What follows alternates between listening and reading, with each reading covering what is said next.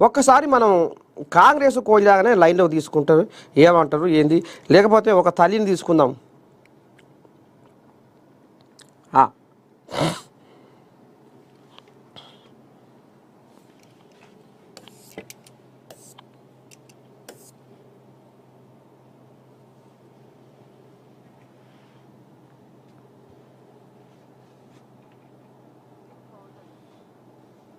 Hello అమ్మా శనార్థి, మీరు మార్నింగ్ న్యూస్ లైవ్లో ఉన్నారు తల్లి. చెప్పండి.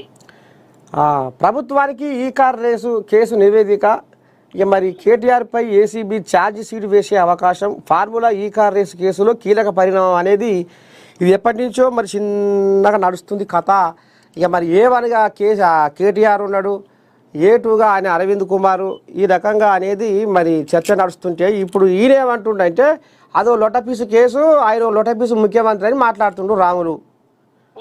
ఇంతకు మరి ఎట్లయితుంది ఏంది ఏం కదా, ఆయన ఏ తప్పు చేయలేదట, మీరు కాకపోతే పరీక్షలు చేసుకోరి మీకు దమ్ముంటే అని ఇలా మైకుల ముందర ఆయన సవాల్ విసురుతుండు తల్లి. మరి అసలు ఏం జరుగుతుంది, ఏమంటావు? మరి ముఖ్యమంత్రి ఏమో గట్లా అంటుండు, అదో లొటపీసు కేసు అంటుండు. మరి మీరు వాళ్ళ అహంకారం అనేది వాళ్ళే పతనం అయ్యిండ్రు ఆల్రెడీ. వాళ్ళ కల్వకుంట్ల ఫ్యామిలీకి అనడం కన్నా కాలకేయ కుటుంబం అనాలి మనం. ఈ కాలకేయ కుటుంబం అనేది విచ్ఛిన్నం అయిపోయింది. వాడి అహంకారమే, మనిషి అహంకారం ఈ రోజు ఈ స్థాయికి తీసుకొచ్చింది.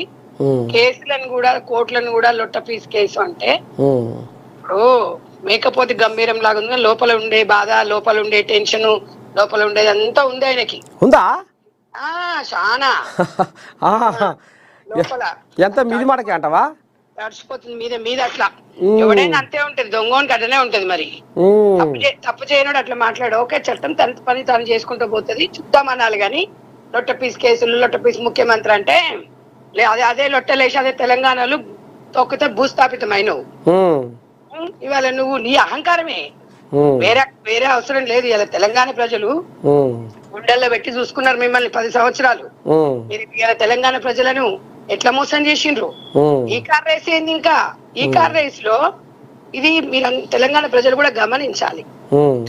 2 కోట్ల కన్నా ఎక్కువ లావాదేవీలు జరగాలి అంటే మంత్రివర్గ ఆమోదం లేకుండా పొందొచ్చా?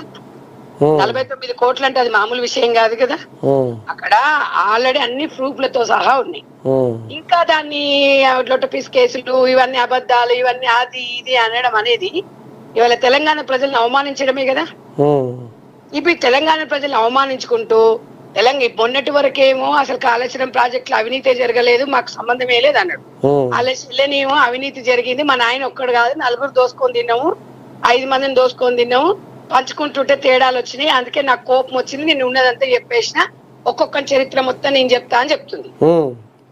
మరి సిగ్గు అనేది లేదు ఆయనకి. ఇవాళ సొంతం చెల్లె కూడా ఏం చెప్పింది, మా అన్న నా ఫోన్ కూడా ట్యాపింగ్ చేపించుడు అని చెప్పింది. వీళ్ళకి ఏమైనా సిగ్గు లజ్జలు ఏమైనా ఉన్నాయా తాత? నిజమే అంటావా? ఇలా పంచాయతీ నిజమే అంటావా? నడుస్తుందా మరి ఇప్పుడు లోపల చూద్దాం. ఒకటి తాత, నిజమైనా కాకుండా స్క్రిప్ట్ చంద్రశేఖర్ రావు రాసిచ్చినా కూడా ఎంత కలేజా ఉండాలి ఈ డ్రామాలు ఆడడానికి. ఈ దొంగ డ్రామాలు ఆడడం అనేది మామూలు విషయం కాదు.